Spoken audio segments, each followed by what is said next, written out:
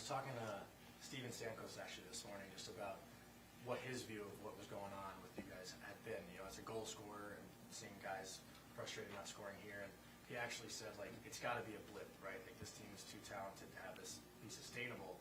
And, it seems like you guys have actually generated better chances or more chances in previous games, but tonight it just breaks through, and that's kind of what you were saying the other night, right? At some point, it just has to break through, and you feel like you can now put everything that has happened at home almost behind you and move on.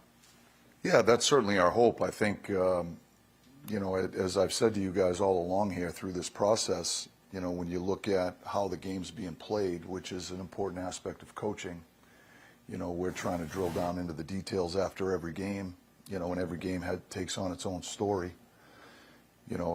I think when you throw a lot of the numbers out, whether it's analytic numbers or the scoreboard, whatever it may be, I think as players and as coaches, you walk away from games and you have a feeling of whether you liked what went on out there or you don't like what went on out there, and the players know on both sides, and as do coaches. And I feel like this group, for the most part, has liked the game that we're putting on the ice. And so we didn't always get the results, but the message has been, let's continue to understand what that game looks like when we're at our best. And we generate offense, we just haven't scored as many goals.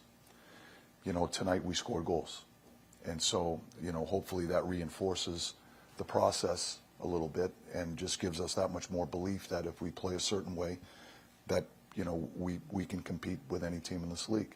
And my hope is that we can use this win tonight as a big boost of confidence for the guys.